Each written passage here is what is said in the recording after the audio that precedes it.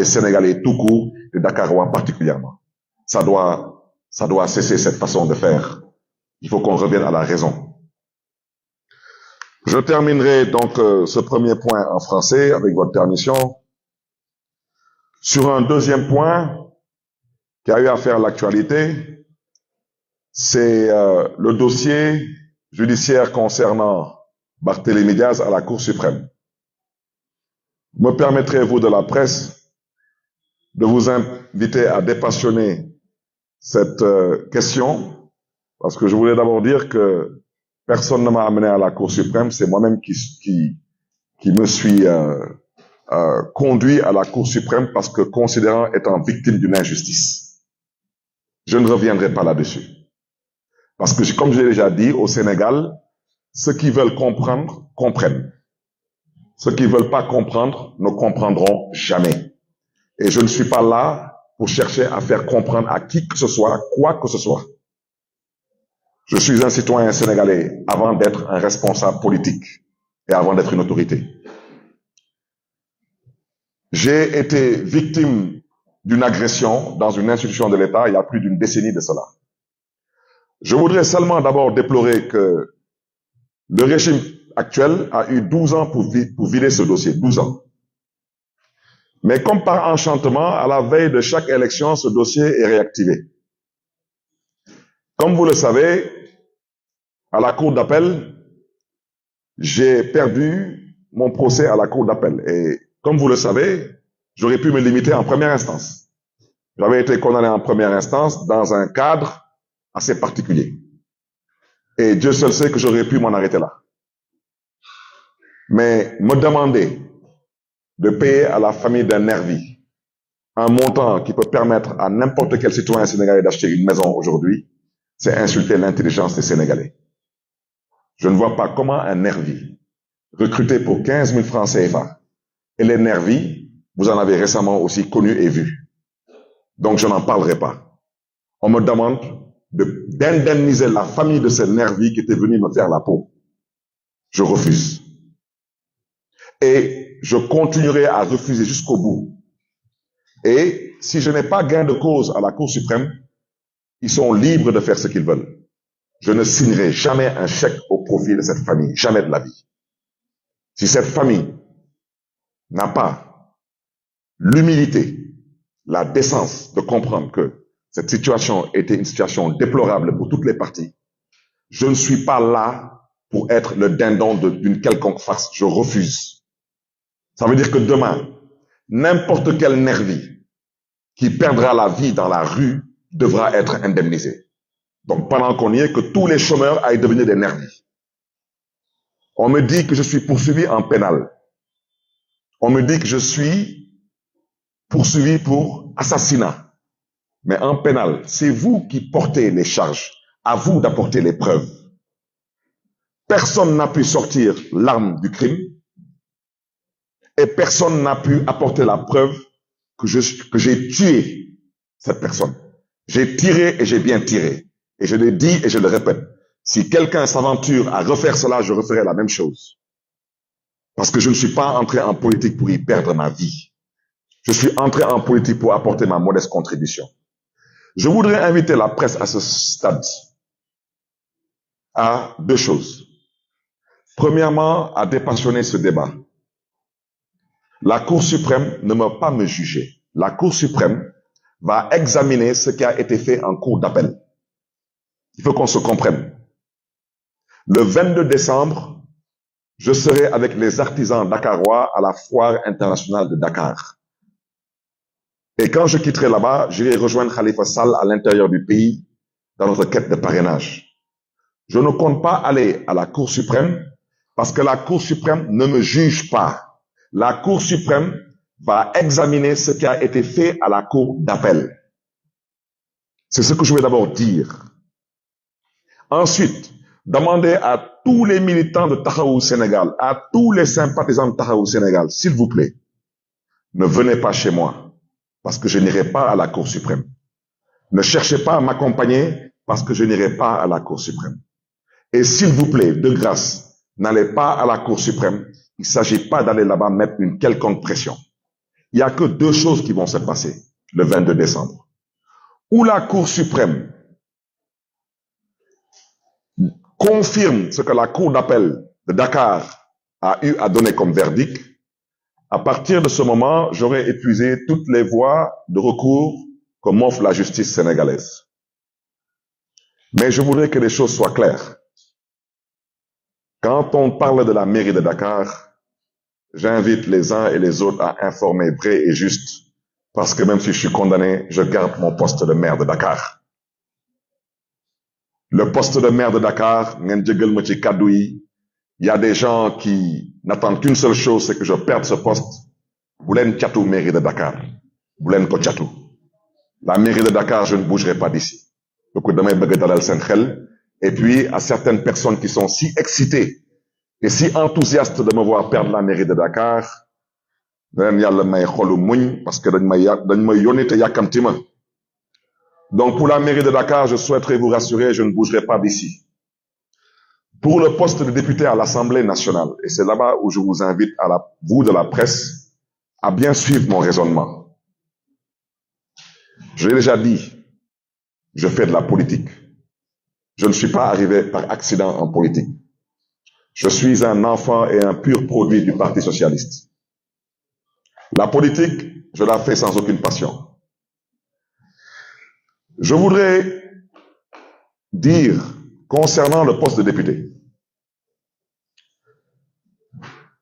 que je dénonce cette volonté de vouloir remettre en cause le parrainage parlementaire du candidat Khalifa Ababakar Sall. Et je m'explique. Nous sommes 14 députés Tahaou à l'Assemblée nationale. Le parrainage parlementaire, nous avons besoin de 13 députés.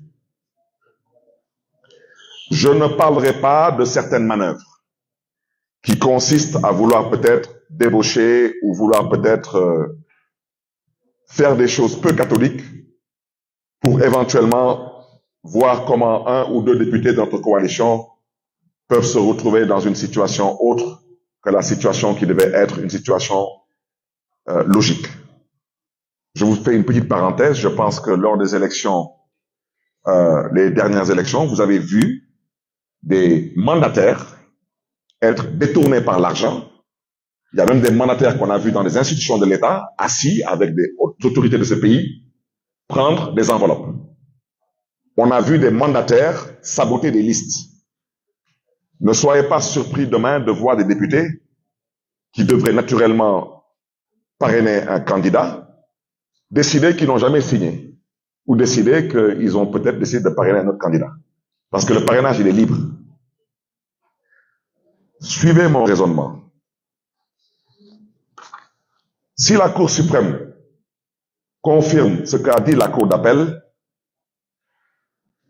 il faut d'abord que le ministre de la Justice, au passage, vous me permettrez de saluer Maître Aïssata Tall Sall, parce que c'est d'abord une mère, mais c'est une camarade socialiste qui a été mon avocat en première instance lors du procès dans cette affaire de la fusillade de Mermoz-Sacré-Cœur.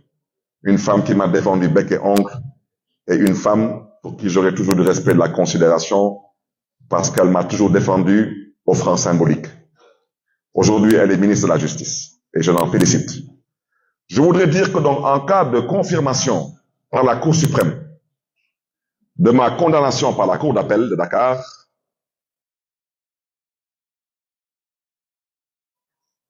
parce que honnêtement, je ne sous-estime aucun poste de responsabilité. Je considère aujourd'hui que dans ma trajectoire politique, j'ai dépassé le stade d'être député. J'ai été député à plusieurs reprises, j'ai été membre du bureau de l'Assemblée nationale du Sénégal et je pense m'être toujours comporté de façon exemplaire à l'Assemblée nationale, même si des fois, il a peut-être fallu taper sur la table pour se faire entendre et se faire comprendre. Donc je voudrais dire que on n'en arrivera pas là, je leur ferai l'économie de cette génuflexion. Mais, chers collègues, je vais vous dire où le bas blesse. Actuellement, l'Assemblée nationale a voté le budget. Actuellement, la session ordinaire est normalement fermée. Là, l'Assemblée est en session pour examiner des projets de loi. On n'examinera pas des projets de loi jusqu'au mois de janvier. Donc, si Barthélémy Diaz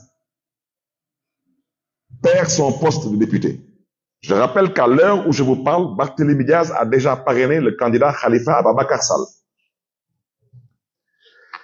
Si Barthélémy Diaz perd son poste de député, le parrainage de Barthélémy Diaz n'est plus valable. Vous êtes d'accord avec moi? Donc, Tahaou Sénégal et son candidat de 14 députés descendent à 13 députés. Je vous dirai pourquoi. Mon suppléant est l'actuel maire de Grand Yoff. Il s'appelle Pape Madiop Diop. Et je le souhaite, si c'est le cas, je lui souhaiterai bon vent à l'Assemblée nationale. C'est un camarade, un responsable engagé et un symbole vivant de fidélité, de loyauté et d'engagement auprès du président Khalifa Ababakar Sall. Mais c'est que, chers amis, du 11 au 26 décembre, c'est le dépôt des parrainages au Conseil constitutionnel. Je vous invite à retenir les dates, s'il vous plaît. Et je répète que politique, xel mooy politique, leneen du politique.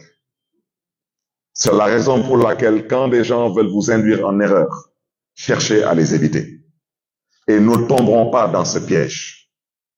Ceux qui veulent saboter le parrainage parlementaire de Tahaou au Sénégal, je leur dis dès à présent qu'on ne donnera pas ce privilège ni ce plaisir. Du 11 au 26 décembre, c'est le dépôt des parrainages au Conseil constitutionnel. Nous sommes d'accord? Du 27 au 28 décembre, c'est le tirage au sort pour définir l'ordre de traitement des dossiers de parrainage par les 7 sages. Nous sommes tous d'accord. Du 27 décembre au 12 janvier, ça sera le contrôle de la régularité des parrainages.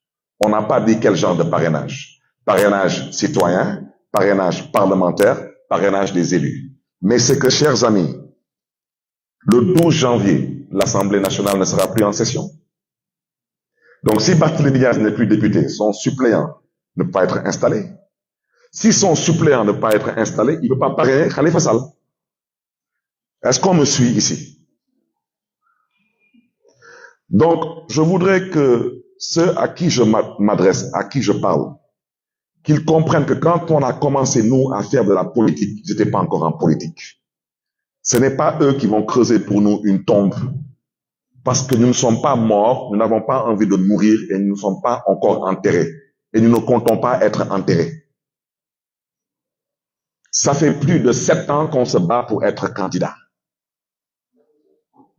C'est pourquoi quand j'entends des fois des gens vouloir présenter la coalition Tahaou Sénégal sous d'autres cieux, ils me font rire.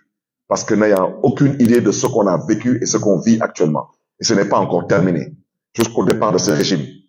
Parce que ce régime a mis en place une stratégie depuis 12 ans. Ce régime a décidé de ne pas compétir. Leur stratégie, c'est éliminer. Pas de compétition, mais élimination.